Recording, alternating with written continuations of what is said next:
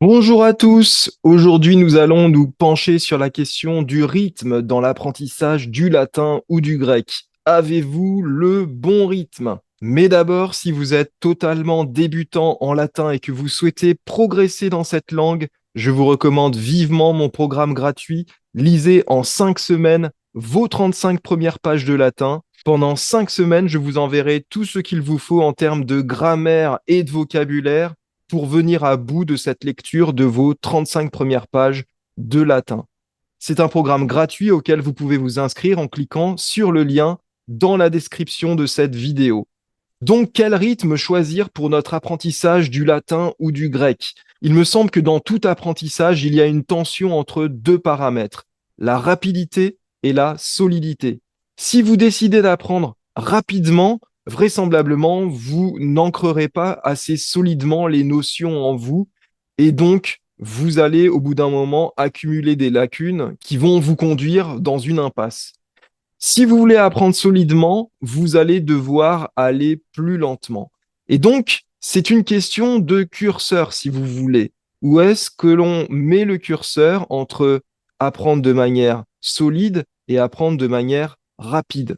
C'est quelque chose qu'il faut avoir en tête. Et donc, je voudrais vous présenter deux démarches, la démarche idéale et la démarche réaliste, l'une s'opposant à l'autre, c'est-à-dire que nous ne sommes pas chez Platon où l'idéal, c'est le réel. Non, là, l'idéal, malheureusement, s'oppose au réel. Quelle est-elle, cette démarche idéale? La démarche idéale, c'est de ne pas passer au chapitre suivant avant de connaître très solidement toutes les notions grammaticales et lexicales présentes dans le chapitre. Mais dans la pratique, on sait très bien que même si on a l'impression de bien connaître et notre grammaire et notre vocabulaire le jour J, la semaine suivante, à J+7, il se peut qu'on ait déjà oublié un certain nombre de choses. Rien ne nous dit qu'on connaîtra encore une semaine après tout ce que nous avons appris le jour J. Et en plus, mes étudiants, je le vois bien souvent, n'agissent pas comme ça. Ils ne restent pas longtemps sur un chapitre dans le but d'en ingérer toutes les notions avant de passer au suivant. Ils veulent avancer plus vite, ils veulent brûler les étapes. Il se trouve que nous sommes des êtres humains faits autant de passion que de raison. Et donc, c'est vrai que la tentation, souvent, c'est de se laisser porter par son enthousiasme. À propos de passion, il faut que je vous parle des Lettres à Lucilius de Sénèque, dont j'ai mis la première page derrière moi. C'est l'œuvre que je voudrais vous présenter aujourd'hui. Sénèque, c'est un de mes auteurs fétiches.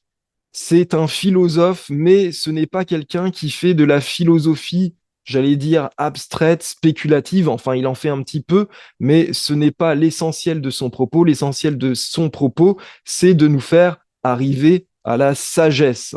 Et donc, Sénèque, s'il écrivait de nos jours, sans doute que ses livres seraient classés dans la catégorie développement personnel.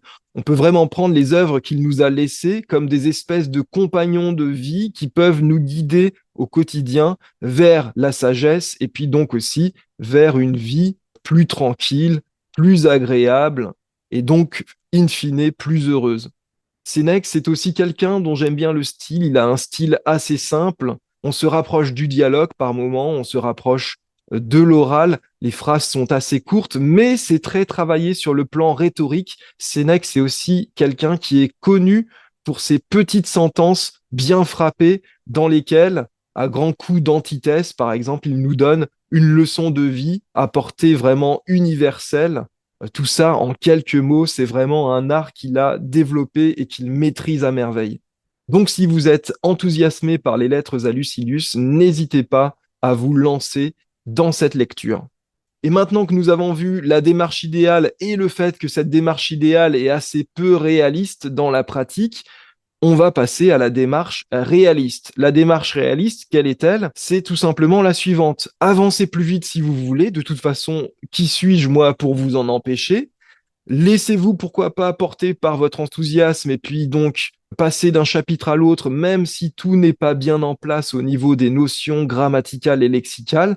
Mais, car il y a un mais, soyez conscient que tôt ou tard, vous allez être rattrapé par vos lacunes. Vous allez, à un moment donné, vous sentir dépassé, vous allez vous sentir en panne, et pire même, vous aurez envie de jeter l'éponge et de passer à autre chose. Et à ce moment-là, que faudra-t-il faire? Il ne faudra évidemment pas jeter l'éponge, mais il faudra revenir en arrière au dernier chapitre dans lequel vous vous sentiez à l'aise et reprendre à partir de ce chapitre-là. J'ai un étudiant, cet étudiant, on va l'appeler Julien, même si ça n'est pas son vrai nom. Et Julien, c'est vraiment un étudiant enthousiaste. Quand il a commencé le latin, il m'envoyait environ 3 messages par jour pour me dire à quel point c'était génial, à quel point il était content de commencer le latin.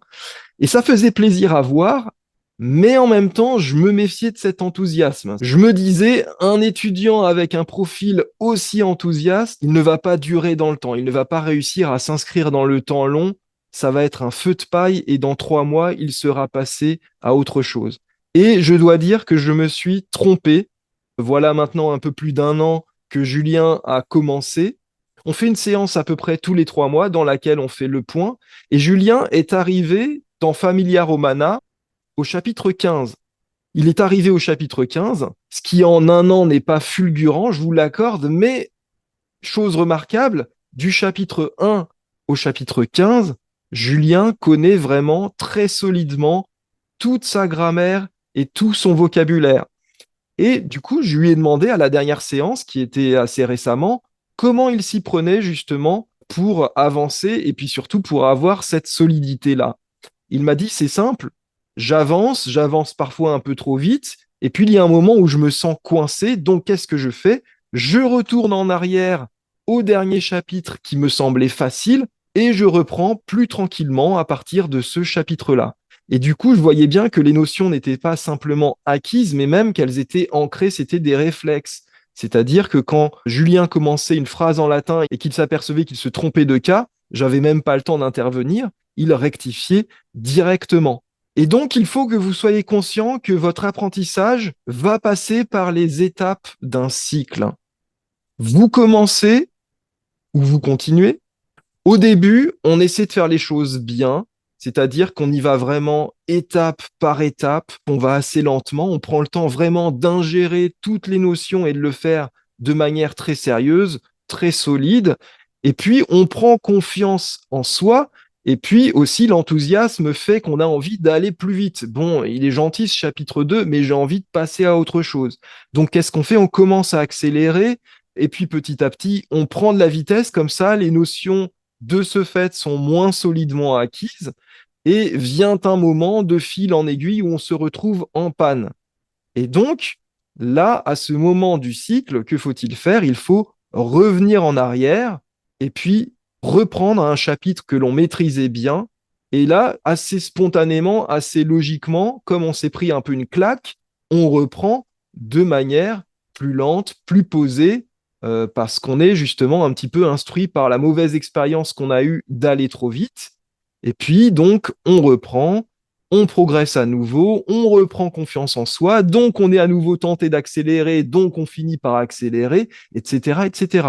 Ça, c'est vraiment un cycle, c'est le cycle de l'apprentissage.